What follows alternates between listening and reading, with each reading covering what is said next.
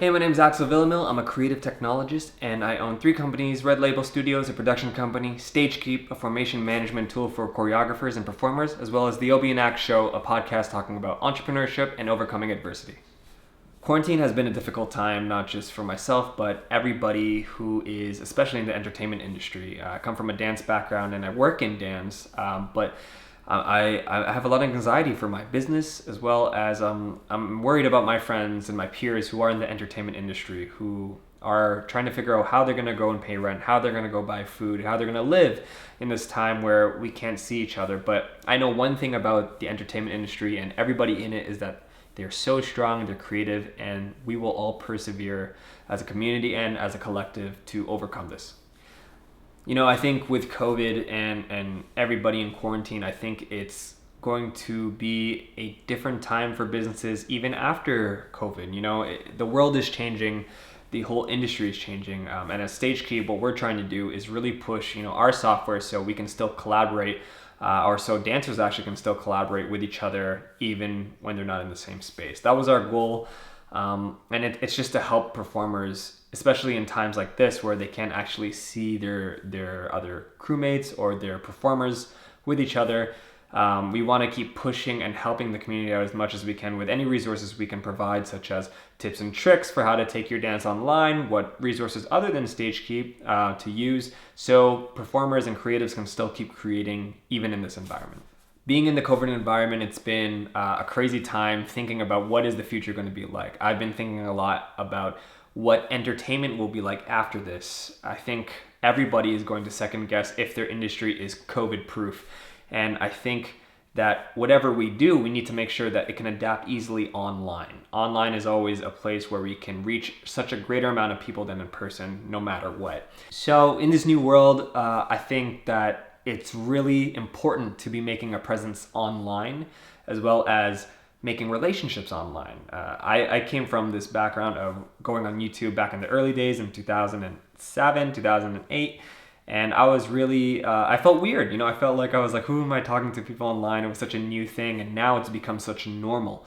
And a lot of people who are against it, unfortunately, as much as you're against it, it's something you really need to do in order to expand not only your business, but your personal brand, and to keep networking so you can get more jobs and work online. Everybody wants to work on the beach. Everybody wants to work and travel. But if you don't have that online presence or you don't have that online business, there's no way you can actually do that properly. So start making those relationships now, and you'll get to that dream sooner or later.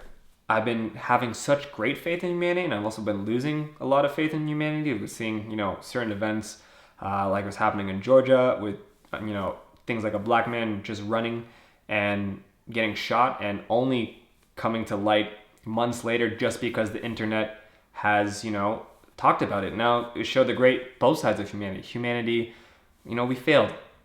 We all failed in that collective where that wasn't noticed, but where we won was where we all heard about it and we banded together and spoke about it and voiced it over the internet. Things like that, where we're voicing our opinions and we're really reaching the right people with what we can do as a collective and changing the lives of everybody in our actions as a collective. So we showed that, those men were charged. And I think that was a beautiful display of humanity by coming together and doing what was right.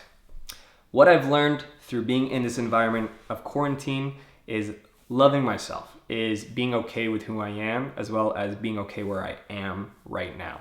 I think a lot of people are being pressured to learn a new skill or do the thing that they've always wanted to do in this environment. But that doesn't work for everybody. This is not a normal environment. This isn't just staying at home. We can't leave.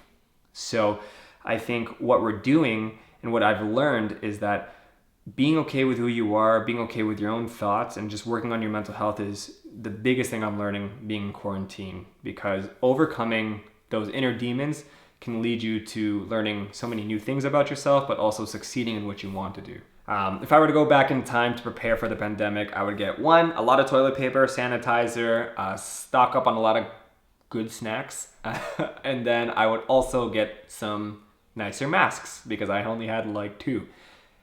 But to prepare for this pandemic from a business perspective, I would have definitely have made sure my online presence was already popping.